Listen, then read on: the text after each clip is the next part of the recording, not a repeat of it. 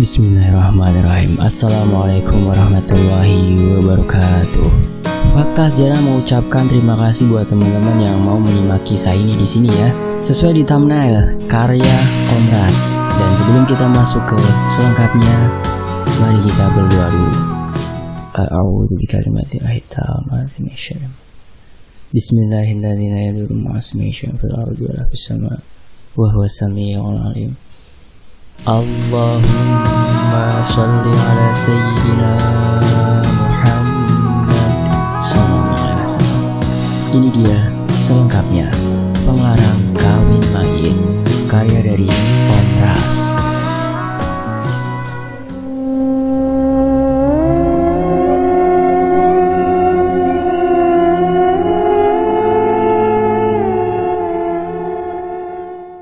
Penglarang ini sangat berbahaya. Bila mayat itu tidak benar-benar perawan atau perjaka, maka nyawamu menjadi taruhan. Penglarang atau panglarang adalah semacam ilmu sesat dan jahat untuk mengunci jodoh seseorang agar tidak bisa menikah bila tidak disembuhkan. Bagi kami di sini, penglarang bukan lagi hal baru yang mengejutkan di tanah Kalimantan. Karena hampir setiap desa ada saja orang-orang yang terkena penglarang. Ciri-ciri umum terkena penglarang yang bisa dilihat oleh orang sekitar atau bahkan si korban sendiri adalah bila kita menyukai atau mencintai orang lain, orang itu tidak menyukai atau mencintai kita. Dan bila ada orang yang menyukai, mencintai kita, tapi kitanya yang tidak menyukai atau mencintai dia. Ya begitulah seterusnya. Akhir tahun 1999, di sebuah desa kecil yang ada di Pulau Kalimantan.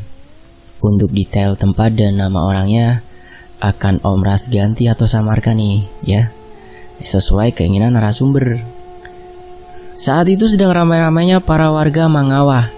Mangawah itu semacam masak besar untuk acara. Di sana ada seorang gadis yang ikut membantu mengupas bawang.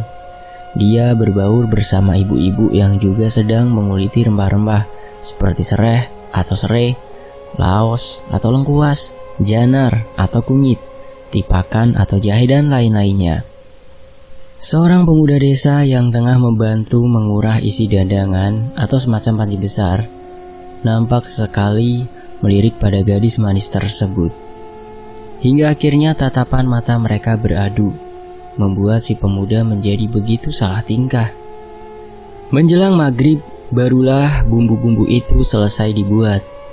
Maklumlah, saat itu orang-orang masih menggunakan cobek batu untuk menghaluskan rempah-rempah. Tapi justru itulah yang membuat rasa masakan zaman dulu sangat enak. Ibu-ibu yang pulang dari duduk gawi atau membantu keluarga yang punya acara, masing-masing diberikan seplastik sayur lemak dan ikan asin goreng. Mereka pulang dengan sukacita setelah seharian membantu keluarga yang akan mengadakan acara.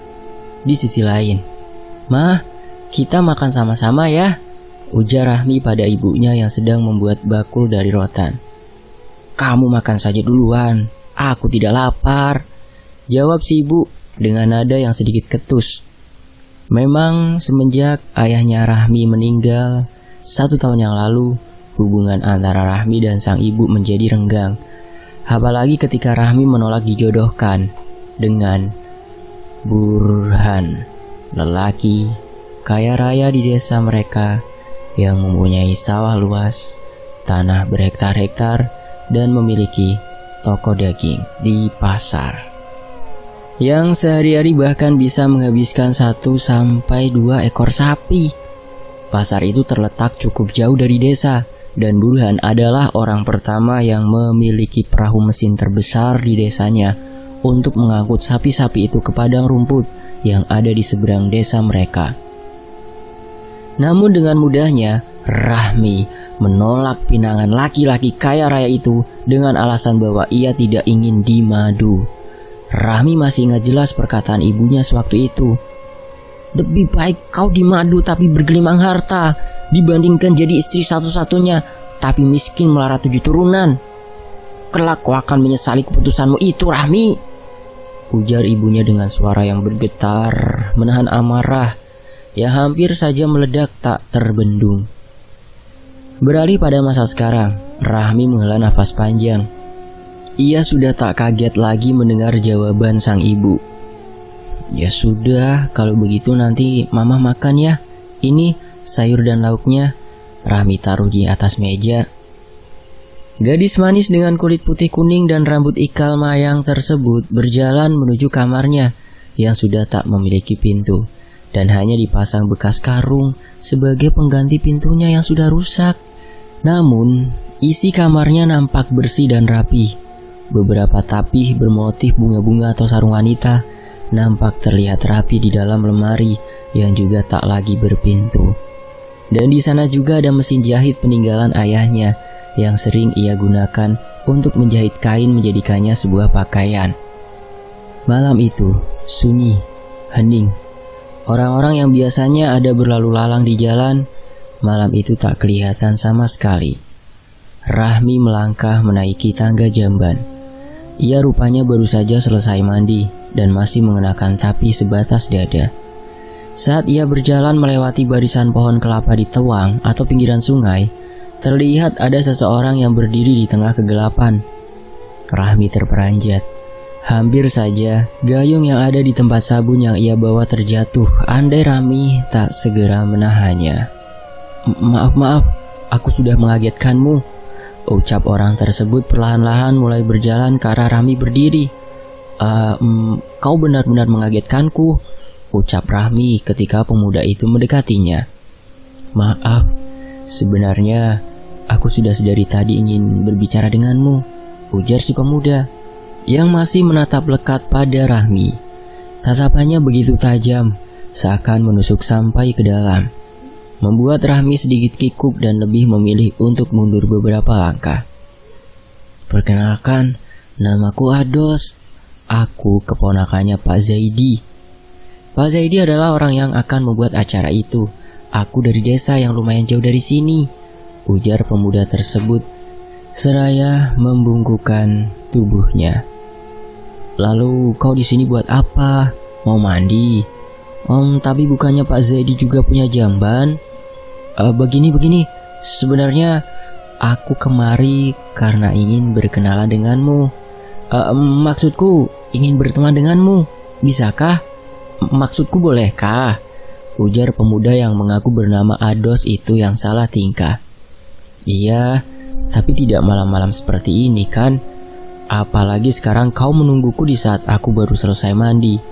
Rasanya aneh saja kalau hanya ingin berteman sampai melakukan hal seperti ini, ujar Rahmi, lalu berjalan pelan meninggalkan Ados. Namun pemuda itu tak pantang menyerah. Ia malah terus mengikuti Rahmi tanpa mengeluarkan sepatah kata pun. Kau ini kenapa? Kalau sampai dilihat orang kau mengikutiku begini, aku yang akan kena gibah. Kau pahamkah tak? Bentak Rahmi. Aku hanya ingin berteman denganmu. Kan tadi aku sudah bilang ya, apa kau tuli? Tapi kau belum memperkenalkan namamu padaku. Rahmi, namaku Rahmi. Sekarang kau sudah tahu kan? Nah, kalau begitu lekas pergi dari sini. Baiklah Rahmi, kuharap besok bisa bertemu denganmu lagi, ujar Ados tersenyum. Dasar aneh, gumam Rahmi seraya melangkah pergi setelah Ados meninggalkannya. Sementara itu di waktu lain, suasana malam remang-remang disinari cahaya bulan yang sudah hampir sempurna. Kriat suara pintu kayu yang sudah berlubang dimakan rayap itu berderit saat dibuka. Bungkusan nasi di atas meja masih terlihat rapi. Sepertinya sang ibu belum juga mau memakan makanan yang Rahmi bawa tadi. Rahmi mengangkat lampu pelita yang ada di atas meja dan membawanya ke dalam kamar. Saat ia sedang mencari-cari pakaiannya, ia mendengar suara ketukan dari jendela yang mengarah ke halaman samping rumah yang dipenuhi dengan kurungan ayam milik si ibu. Rahmi perlahan-lahan mulai membuka sunduk atau palang kayu di jendelanya. Kers, kers, suara seperti gesekan-gesekan yang berada di luar jendela. Semula Rahmi mengira suara-suara itu merupakan ulah dari pemuda aneh yang ia temui tadi. Namun nyatanya, Ketika pintu terbuka, berdiri sosok berbalut kain putih lusuh yang di bagian hidungnya masih lagi menempel kapas. Itu pocong. Brak! Jendela ia tutup dengan keras, membuat ibunya kembali menegurnya dengan nada yang ketus. "Kenapa lagi, Tumi?" Suara ibunya dari kamar sebelah. Rumah mereka memang tidak terlalu besar, hanya berukuran 5x7 meter. Rahmi tak menjawab, jantungnya masih berdetak tak karuan. Suara-suara yang sama masih terdengar di luar. Kali ini diikuti suara seperti robekan kain. Dengan tangan yang gemetar, ia berusaha untuk mengunci jendelanya kembali. Pagi harinya, Rahmi sudah berada di rumah Pak Zaidi untuk bantu-bantu. Ibu-ibu yang sedang menggoreng bawang tersebut rupanya sedang asyik-asyik gibah. Mereka membicarakan tentang anak si tuan rumah, yaitu Pak Zaidi, yang konon katanya diketahui sudah hamil duluan sebelum menikah. Dan saat sedang asyik-asyiknya menggibah, istri Pak Zaidi muncul dari dalam rumah. Sontak saja ibu-ibu tersebut secara spontan langsung mengalihkan pembicaraan. Itu kambingnya udah ditatak atau netek potong-potong belum?" ujar ibu-ibu itu menunjuk ke arah dandangan yang digunakan untuk menaruh daging kambing. Sudah, jawab yang lainnya juga nampak gugup. "Rahmi." "Iya, Bu," jawab Rahmi ketika istri Pak Zaidi memanggilnya. "Sini, ikut saya sebentar ya." Rahmi perlahan berdiri. Ia menyapu-nyapu tangannya pada tapih yang ia kenakan sebelum menghampiri Bu Inun. Rupanya, wanita itu membawa Rahmi untuk masuk ke dalam rumah menemui Ados yang duduk diapit oleh orang tuanya. Saat ia disuruh duduk, Rahmi memang sudah tak enak hati. "Ada apa, Bu?" tanya Rahmi sedikit terbata. "Sebentar ya," ucap Bu Inun seraya berjalan ke arah ruangan dapur miliknya. Dan dari sana keluarlah ibunya Rahmi dengan raut wajah cerah tak seperti biasanya. Rahmi semakin kalut. Ia seakan-akan udah tahu maksud dan tujuan orang-orang itu. Setelah mengobrol ke hulu ke hilir lumayan lama, akhirnya ayah dari Ados mulai menyatakan maksudnya. Zaman dulu di sini emang kalau udah suka langsung lamar dan menikah. Hanya sedikit saja yang mengenal kata pacaran. "Saya tidak mau menikah," jawab Rahmi yang membuat ibunya seketika melotot. "Apalagi alasanmu, ah? Ados ini bujang, pekerja keras, dan yang pasti dia sangat sayang padamu," bentak ibunya Ados yang tak dapat menahan amarahnya yang meluap-luap setelah mendengar jawaban dari Rahmi. "Tapi saya tidak suka dijodoh-jodohkan. Saya akan menikah hanya dengan orang yang saya sukai." "Laki-laki seperti apa lagi yang kau cari, ya? Yang beristri, yang duda, dan sekarang yang bujang mau melamarmu kau masih saja menolak. Apakah kau mencari laki-laki seperti Pujung?" "Mama tidak akan mengerti. Saya hanya tidak ingin menikah untuk saat ini." "Jelas saja aku tidak mengerti pemikiranmu itu," sahut ibunya geram. Tiba-tiba Rahmi mulai merasakan sakit di kepalanya. Rasa sakit yang sama ketika duda tempo hari itu melamarnya. Rahmi mulai memegang kepalanya. Hingga saat ia akan beranjak, tubuhnya ambruk di hadapan semua orang yang berada di rumah tersebut. Ibunya hanya melirik sekilas, lalu hendak keluar meninggalkan Rahmi. Wajah Ado sangat terlihat cemas. Ia berusaha menyadarkan Rahmi. Ujung-ujung jari gadis itu juga terasa sangat dingin sekali. "Bu, ini Rahmi benar-benar siup. Pingsan ini, Bu," ujar Bu Inun. Mendengar perkataan Bu Inun, ibunya Rahmi seketika panik. Ados kesana kemari mencari minyak angin. Setelah minyak angin didapat, Ados izin untuk memijit kepala Rahmi. Wajah pemuda itu sangat tulus. Ibunya Rahmi sangat menyayangkan pemuda sebaik itu batal jadi menantunya. Beberapa saat kemudian, Rahmi mulai sadar. Gadis itu mengerjap-ngerjapkan matanya, dan saat ia melihat wajah Ados, Rahmi lantas langsung bangun. Malam itu, Rahmi seperti biasanya, ia baru saja pulang mandi dan berjalan pulang ke rumah. Langkahnya terhenti ketika sayup-sayup mendengar suara lirih memanggil namanya dari arah belakang. Rahmi memegang erat-erat gayungnya, lalu perlahan-lahan menoleh ke belakang. Nafasnya langsung terasa sesak ketika melihat sosok pocong yang berdiri hanya beberapa meter darinya sekarang. Rahmi berlari sekuat tenaganya menghindari pocong tersebut. Namun ketika ia menoleh lagi ke belakang, pocong itu masih mengejarnya. Tapi anehnya, pocong itu tidak melompat-lompat seperti kisah-kisah yang pernah ia dengar. Ia bergerak seolah diterbangkan angin. Hush, dan melesat cepat mengejar Rahmi. Teriak Rahmi ketika tubuhnya terjatuh dan menimpa akar pohon yang membentang di tanah. Semuanya menjadi gelap. Suhu tubuh Rahmi sangat panas. Ia terserang demam setelah kejadian malam itu. Wajahnya pucat dan terus-menerus gelisah. Ia masih terbayang-bayang saat-saat terakhir sebelum ia tak sadarkan diri. Ujung kaki pocong itu mengambang dan tak menyentuh tanah. Bahkan ujung rumput-rumput kainya pun sama sekali tidak tersentuh oleh tanah. Itu pocong, gumam Rahmi. Di sisi lain, ibunya Ados kala itu berujar, "Saya rasa Rahmi ini seperti terkena sesuatu yang membuatnya sulit untuk menerima lawan jenis. Kalau menurut saya, apa tidak sebaiknya dia diobati dulu?" "Hah?" panggil Rahmi yang membuyarkan lamunan sang ibu. "Kenapa lagi teriak-teriak begitu? Mau menyusu?" Saut ibunya dengan nada ketus. "Itu nasi di dalam panci kok basi?" tanya Rahmi. "Hah? Basi? Baru tadi siang ku masak," ujar ibunya seraya beranjak dari duduk. Dan anehnya, ketika ibunya membuka tutup panci, rupanya nasi tersebut tidak basi sama sekali. "Ih, kau ini Mi, berbohong tidak kira-kira." "Tadi nasinya saya lihat memang basi, Mak." "Basi matamu, aroma pudaknya nyengat begini dibilang basi."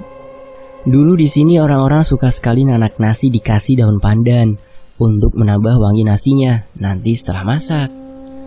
Rahmi terdiam. Ia tak bisa berkata-kata. Apa yang ia lihat tadi benar-benar berbeda dengan apa yang ibunya lihat. Dari luar terdengar suara seseorang mengucapkan salam. Saat tahu siapa yang datang, Rahmi cuma mengintip dari jauh. Ibunya terlihat sangat akrab sekali dengan pemuda itu. Keesokan harinya, setelah pulang dari mencari sayur dan umbut-umbutan di pinggiran hutan, Rahmi bertemu Ados yang sedang memperbaiki pintu rumah mereka. Pemuda itu sekilas melebarkan senyumnya ketika Rahmi menatapnya. "Ngapain sih dia?" batin Rahmi, seakan tak terima pemuda itu terus-terusan mencari perhatian pada ibunya, yang tentu nanti akan membuat dia semakin dibenci oleh sang ibu. Setelah meletakkan sayur pakis dan umbut-umbut yang ia dapat, Rahmi bergegas mandi ke sungai karena ia sudah merasakan gatal-gatal minyak di sekujur tubuhnya. Selesai mandi dan berpakaian, barulah Rahmi mulai menyiangi sayur pakis dan juga umbutnya. Umbut jiwa tersebut terlebih dulu ia kelahi atau direbus untuk mengurangi rasa pahitnya sebelum digoreng. Sementara untuk bumbu pakis, Rahmi menghaluskan 10 biji cabai dan bawang putih. Tak lupa, ia juga menggoreng ikan asin haruan dan membuat sambal limau. Aroma masakan Rahmi membuat Ados meneguk liur. Setelah siap makan, rupa-rupanya Ados pun juga dia diajak makan oleh sang ibu, membuat Rahmi sedikit kesal. Namun karena perutnya juga terasa lapar, akhirnya mereka pun makan bertiga dengan sangat lahap. Tak henti-hentinya Ados memuji rasa masakan Rahmi. Tapi gadis manis itu cuma diam dan malah memasang muka yang tak suka. Malam itu, ibunya Rahmi tidak ada di rumah. Entah kemana beliau pergi sama sekali tak memberitahu Rahmi. Rintik-rintik hujan di keheningan malam itu membuat Rahmi gelisah. Ia bahkan tak bisa menutup matanya. Meski ruangan kamarnya itu sudah terpasang 4 buah lampu pelita di setiap sudutnya. "Mama kemana ya? Kenapa belum pulang juga?" gumamnya gelisah dan hampir menangis. Kriat, tap-tap. Suara derit pintu terbuka dan suara langkah kaki terdengar mondar-mandir di luar kamar, membuat Rahmi semakin was-was. Apa mungkin itu ibunya? Tapi kenapa langkahnya seperti itu? Duk, duk, duk, duk. Suara itu sangat keras dan mengagetkan Rahmi. Mirip seperti ketukan, namun dengan perasaan campur aduk. Perlahan-lahan Rahmi memberanikan diri untuk mengintip dari celah lubang yang berada di samping jendela. Rahmi melihat sosok putih bajampung itu tengah menghantamkan kepalanya ke jendela kamar Rahmi. Seketika, detak jantung Rahmi berpacu dengan cepat. Ia menutup wajahnya dengan selimut. Rahmi menangis ketakutan. Untuk bersuara saja ia sudah tak mampu, dan saat-saat seperti itu, ia hanya bisa berharap kalau ibunya cepat pulang. Sementara suara di luar jendela dan di depan pintu kamarnya semakin menjadi, "Rahmi, Rahmi." Suara parau dan lirih memanggil-manggil namanya berulang-ulang kali. Rahmi semakin ketakutan. Ia meremas selimutnya dengan sangat kuat, seakan tak ingin kalau selimut itu terlepas dan terbuka dari wajahnya. Buak! Buar! Suara mirip pintu yang dibanting dengan sangat keras membuat tubuh Rahmi tak lambung karena efek kaget. Lalu setelah itu, hening.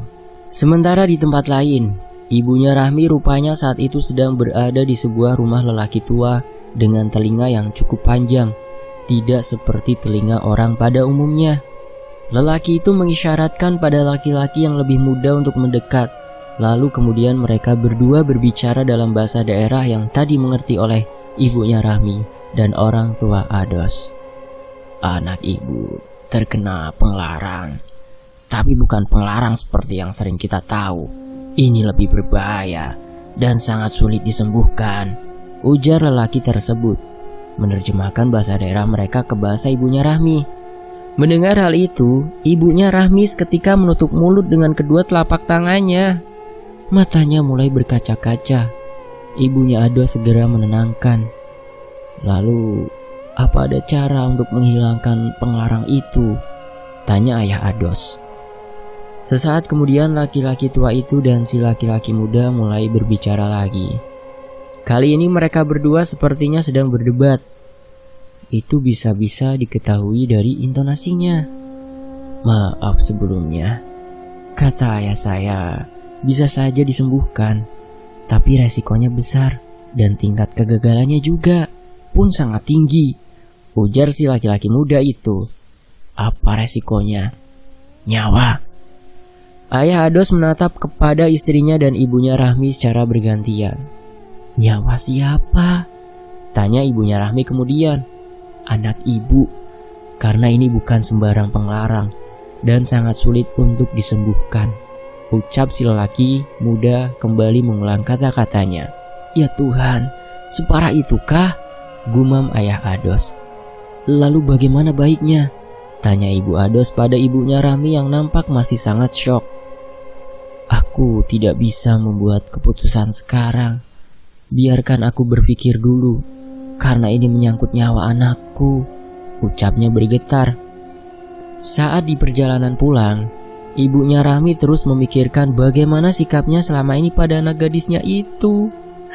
"Maafkan mamamu ini, Rahmi," isaknya. Wanita setengah baya tersebut berjalan dengan tergesa di tengah malam yang sunyi.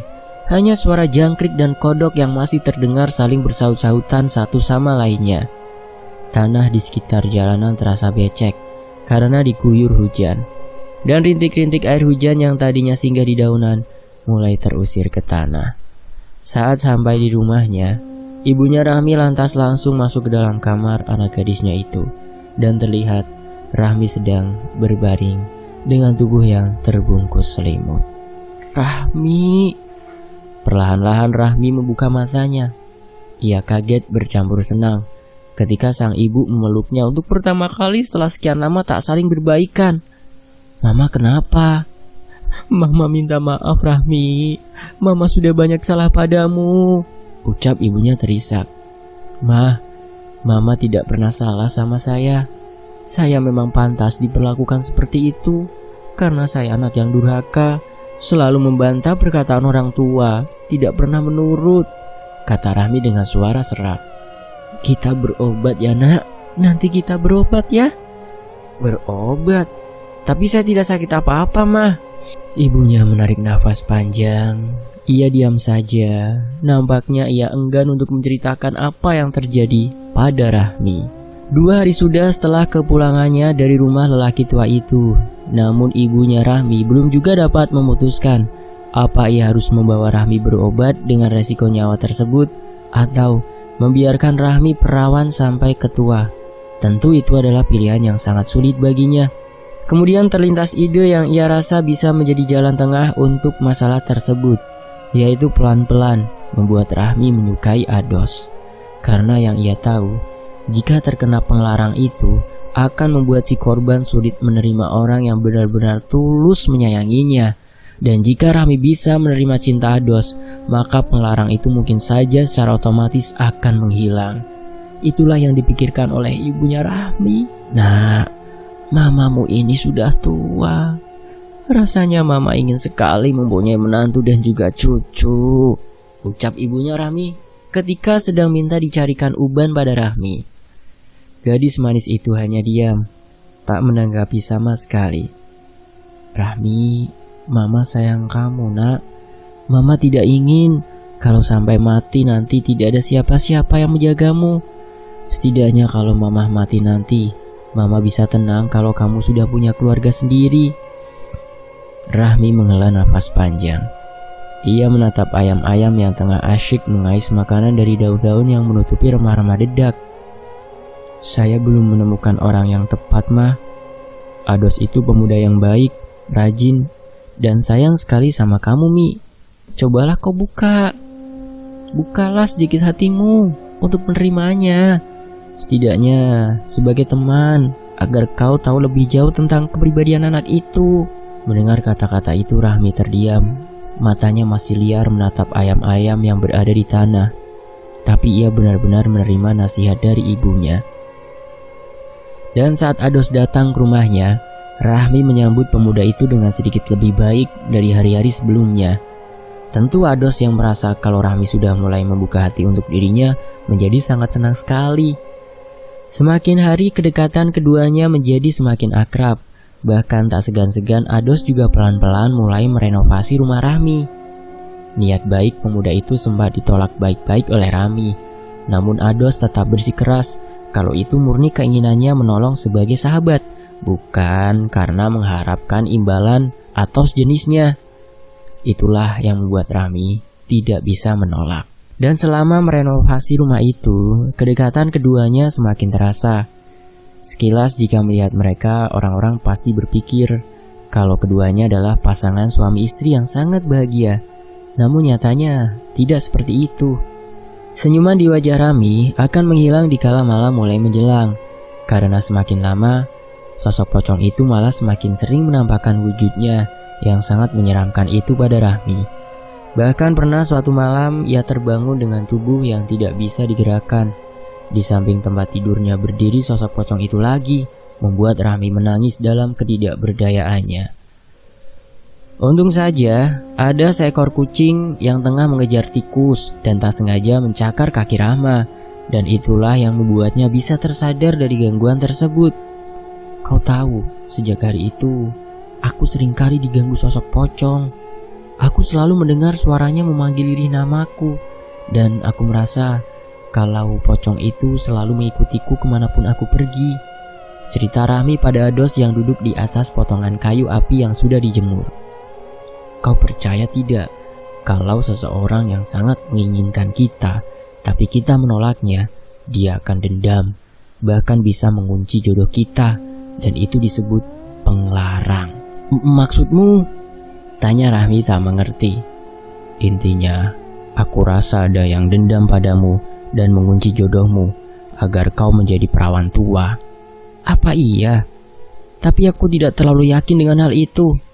Karena aku merasa baik-baik saja. Hanya saja aku memang belum lagi menemukan jodoh yang sesuai untukku, jawab Rahmi. Ados menghela nafas panjang. Tangannya meraih bulu ayam yang terbang tertiup angin. Lalu, kau rasa pucung itu kenapa bisa sampai mengganggumu seperti itu? Tanya Ados kemudian. Rahmi terdiam. Ia memikirkan sebab pocong tersebut terus mengganggunya. Mungkin karena aku menginjak kuburannya, atau bisa juga karena aku melakukan sesuatu yang buruk tanpa sadar, lalu memancing kemarahannya padaku, jawab Rahmi. Ados menggeleng sambil tersenyum. Mereka tidak akan semudah itu mengganggu kita kalau tidak ada apa-apanya. Lalu menurutmu kenapa aku selalu diganggu? Itu karena... Aduh. Belum selesai Ados menjawab pertanyaan dari Rahmi, ia tiba-tiba saja merasakan sakit yang teramat sangat di bagian kepalanya. Hidungnya yang mancung mulai mengeluarkan darah segar, membuat Rahmi langsung panik dan berteriak memanggil ibunya. Mengira Ados hanya mengalami mimisan biasa, ibunya Rahmi lantas memasukkan daun sirih di hidung Ados untuk menghentikan darah yang terus menetes keluar. Namun sampai hampir setengah jam, darah di hidung Ados masih terus menetes, hingga membuat pemuda itu menjadi lemas dan pucat. Beberapa orang warga yang lewat dimintai tolong oleh ibunya Rahmi untuk membantu mengangkat tubuh Ados dan membawanya ke rumah Pak Zaidi. Pak Zaidi dan Bu Inun kelihatan sangat panik sekali kala itu. Mereka yang termasuk orang berada itu pun langsung membawa Ados pulang ke desanya dengan menaiki perahu motor. Dan Rahmi pun ikut serta mengantar pemuda tersebut. Sesampainya di rumah Ados, orang tuanya langsung membawanya ke rumah si lelaki tua bertelinga panjang. Di rumah itu, Ados dibaringkan di atas kain hitam dan tubuhnya diperahi dengan limau nipis. Bagian hidung yang berdarah dikucup atau disedot oleh si lelaki tua sampai sebuah benda keluar dari dalam hidung Ados. Benda itu mirip tanah, namun nampak hidup. Dan setelah dibacakan mantra-mantra, benda itu seketika berubah menjadi robekan kain kaci. Suaminya marah. Ujar si laki-laki muda menerjemahkan bahasa lelaki tua itu. Suami siapa? Tanya ibunya Ados. Si lelaki muda kembali berbicara dalam bahasa daerah mereka dengan si lelaki tua yang merupakan ayahnya tersebut. Suami dari perempuan itu. Tunjuk si lelaki muda ke arah Rahmi yang seketika menjadi perhatian kedua orang tua Ados. Rahmi yang bingung campur kaget setelah mendengar perkataan si lelaki muda langsung membantah. Maksudmu suami siapa? Jangan sembarang menuduh. Aku saja belum pernah menikah.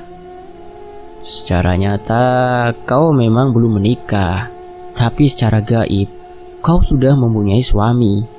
Dialah yang selalu mengikutimu kemanapun kau pergi. Apa kau tak menyadarinya?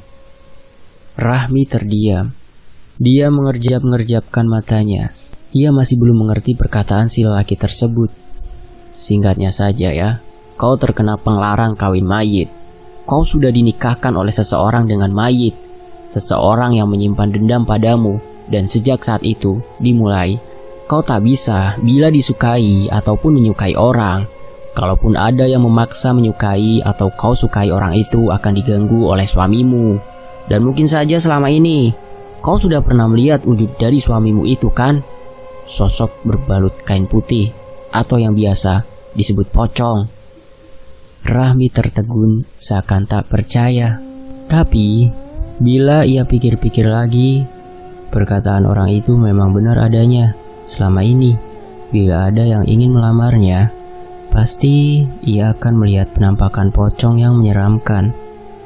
Percakapan mereka terpotong karena si lelaki tua mulai membacakan sebuah doa dalam bahasa yang tak mudah dipahami. Tapi alunan doa itu mirip seperti nyanyian. Perlahan-lahan Rahmi merasakan seluruh tubuhnya merinding. Hawa dingin menyergap tubuhnya ketika si lelaki tua berkali-kali membunyikan gelang gemerincing di atas tubuh Ados yang masih terbaring. Sebuah jeruk nipis segar diputar-putar di atas dahi Ados, dan itu dilakukan berkali-kali. 7 buah limau nipis itu dibelah oleh si lelaki muda, dan anehnya, isi jeruk nipis yang tadinya segar, kini menjadi layu dan berbau busuk, membuat orang-orang yang berada di sana terperangah. Tiba-tiba ada angin yang sangat kencang menghantam pintu dan jendela rumah tersebut, membuat si lelaki tua nampak geram. Ia berdiri dan mengambil sebiji telur ayam kampung. Telur itu ia dekatkan pada bibirnya. Lalu sambil berjalan ke arah pintu, ia membacakan sesuatu pada telur tersebut. Dan kemudian melemparkannya ke halaman rumah. Buar! Telur itu meledak seperti petasan. Dan anehnya, angin yang sebelumnya ribut, kini seketika menjadi tenang kembali. Rahmi pun melongo setelah melihat fenomena yang tak biasa itu. Ados masih tak sadarkan diri ketika ia dimandikan dengan air rendaman mayang. Namun beberapa jam kemudian, pemuda itu mulai perlahan sadar. Wajahnya begitu pucat. Untuk kebaikan dia, biarkanlah sampai sembuh nanti di sini. Karena kalau dibawa pulang, ayah saya takut akan terjadi sesuatu yang lebih lagi daripada ini. Karena suami dari perempuan itu sudah tahu kalau istrinya juga sudah mulai timbul rasa terhadap laki-laki ini. Ujar si laki-laki muda. Hah? Bisakah kau jangan sebut suami atau istri? Aku risih tahu tak? Kata Rahmi. Maaf, tapi memang begitu. Lalu mau bagaimana lagi? Ujar si lelaki muda. Akan tetapi, ia akhirnya menunduk setelah ditatap tajam oleh si lelaki tua. Laki-laki tua tersebut mulai berbicara dengan nada yang mirip seperti orang bergumam. Ayahku mengatakan, kau mau bagaimana sekarang? Apa penglarang itu dibiarkan saja atau dihilangkan? Kalau dihilangkan apakah bisa? Ujar Rahmi. Bisa, tapi resikonya nyawamu kalau kita gagal. Rahmi terdiam lagi. Itu pilihan yang berat baginya. Bila diiyakan, lantas bagaimana jika nanti gagal? Maka itu sama halnya bunuh diri.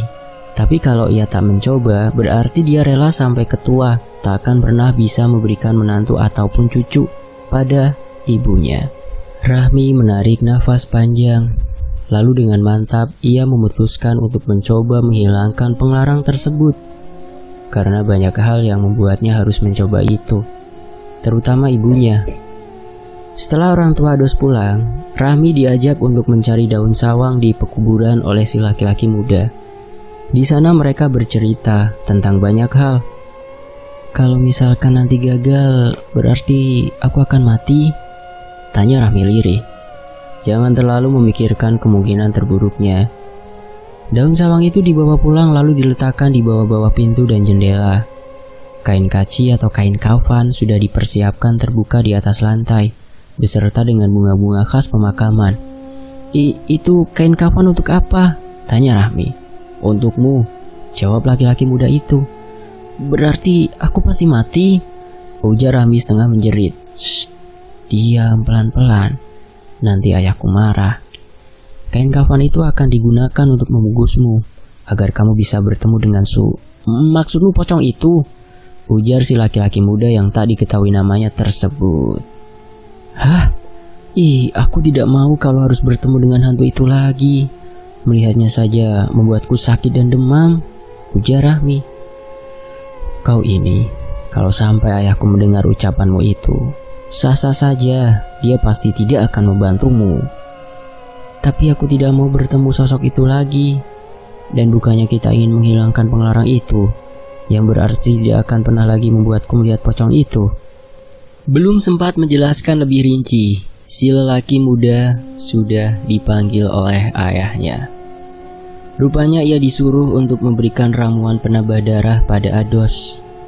Rahmi duduk berselunjur kaki di pelataran rumah yang hanya memiliki lebar 1 meteran tersebut. Matanya jauh menatap ke langit, memikirkan apa yang sedang menimpa dirinya. Kenapa orang begitu tega pada aku? Rintih batinnya. Sekitar pukul 9 malam, ibunya Rahmi dan orang tua Ados sudah berada di rumah tersebut sejak 2 jam yang lalu. Sebelum dikafani, Rahmi terlebih dulu dimandikan oleh si lelaki tua. Lalu setelah itu, ia diperlakukan layaknya seperti orang meninggal. Dengan dibantu oleh ibunya Ados, Rahmi dipakaikan kain kafan. Rasanya begitu sangat deg-degan bagi Rahmi. Kemudian setelah itu, tubuhnya dioleskan dengan minyak wangi yang berbau sangat aneh. Perlahan-lahan, Rahmi mulai merasakan sesuatu yang aneh pada tubuhnya ketika si lelaki tua mulai membacakan doa-doa. Tubuh Rahmi dari ujung kepala hingga kaki ditampung tawari. Maaf, tidak ada terjemahan karena penulis nggak tahu apa bahasa Indonesianya ditampung tawari itu ya. Dan setelahnya, Rahmi merasakan tubuhnya seperti ditarik dengan sangat kuat. Bangun-bangun ia sudah berada di sebuah perumahan yang sangat mewah. Dan anehnya, di setiap rumah itu tertulis nama-nama pemiliknya. Dan Rahmi dibawa oleh seorang laki-laki muda yang sangat tampan ke sebuah rumah yang bertuliskan Ayung. Laki-laki itu sama sekali tak mengeluarkan sepatah kata pun di mulutnya. Namun Rahmi bisa menangkap raut kesedihan pada wajah lelaki itu. Lalu saat si lelaki menunjuk ke arah depan, tiba-tiba rumah-rumah mewah tadi seketika berubah menjadi kuburan. Nafas Rahmi turun naik. Ia menjerit sekerasnya ketika si lelaki tampan di hadapannya berubah menjadi sosok pocong yang menyeramkan. Pocong yang selama ini mengganggunya. Sementara itu, tubuh Rahmi yang masih berada di dalam kain kafan itu bergetar hebat dan membuat si laki-laki muda terkejut setengah panik. "Berikan pelepah pisang itu padanya," suruh si lelaki tua. Pelepah pisang berukuran kecil tersebut diletakkan di atas tubuh Rahmi. Lalu, si lelaki tua melanjutkan dengan memberikan lagi minyak aneh yang sebelumnya di kepala Rahmi. Tubuh Rahmi kembali tenang. Sementara ibunya yang duduk di sudut ruangan hanya bisa menangis dan berdoa.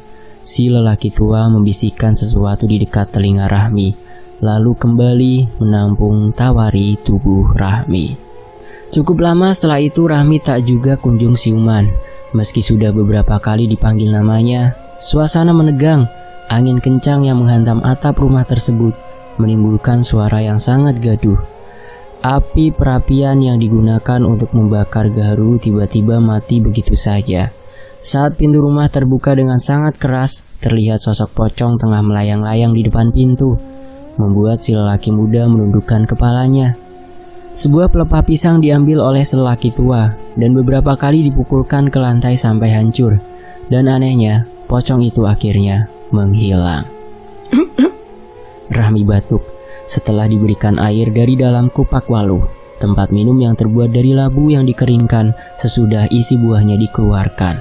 Si lelaki muda bergegas membuka ikatan kain kafan tersebut. Rahmi terlihat lemas dan syok berat. Ia gemetar ketakutan. "Siapa namanya?" ujar si lelaki muda bertanya pada Rahmi. "Nama siapa?" ujar Rahmi balik bertanya. Si lelaki muda nampak memandang ayahnya.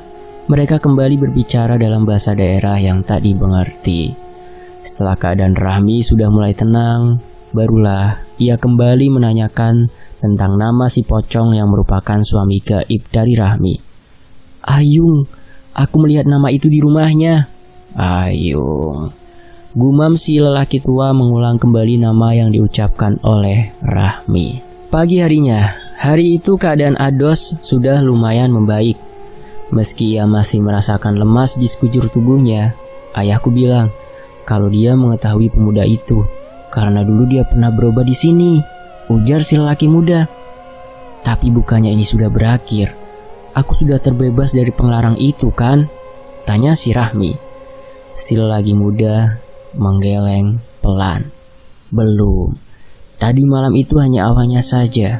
Kita justru harus membongkar makam pemuda yang kau lihat semalam, lalu mengambil semua benda milikmu yang sudah diletakkan seseorang di dalam sana. Benda yang membuatmu menjadi terikat dengan sosok itu." Rahmi menunduk lemas.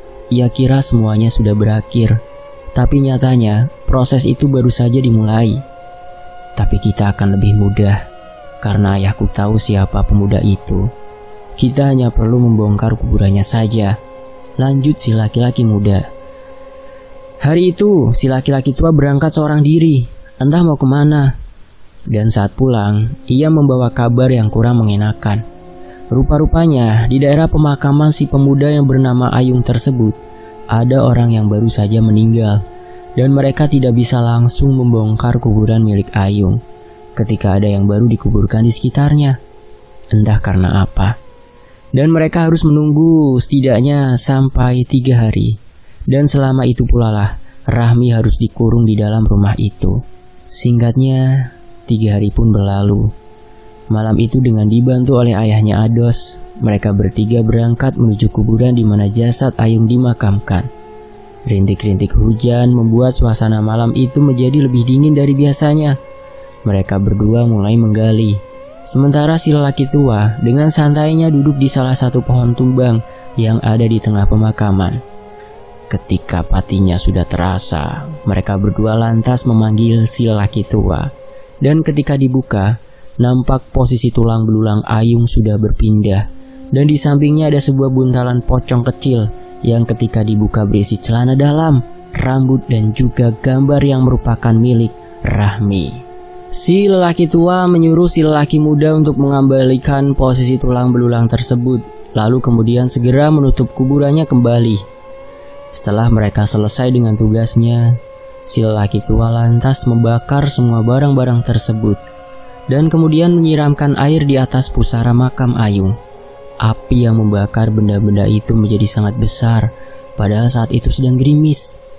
Di sepanjang perjalanan, ayahnya Ados mencium bebauan aneh yang tidak diketahui dari mana asalnya. Saat akan menegurnya, si laki-laki muda menggeleng, mengisyaratkan untuk tetap diam dan tak menegur apapun. Sesampainya di rumah, si laki tua langsung menyuruh Rahmi untuk mengganti pakaiannya dengan kain hitam yang sudah direndam di dalam air jeruk nipis. Rahmi lalu dimandikan di dalam lingkaran kain hitam. Bagian kepala, tangan, kaki, dan punggungnya juga dipukul dengan satu tangkai mayang sampai butiran-butiran bijinya terlepas. Setelah selesai mandi, Rahmi diberikan wewangian dari kemenyan dan disuruh untuk meminum air kelapa muda. "Bagaimana perasaanmu?" tanya si laki-laki muda. "Rasanya jauh lebih baik sekarang. Untungnya ritual kita tak diganggu oleh orang yang mengenakan penglarang padamu.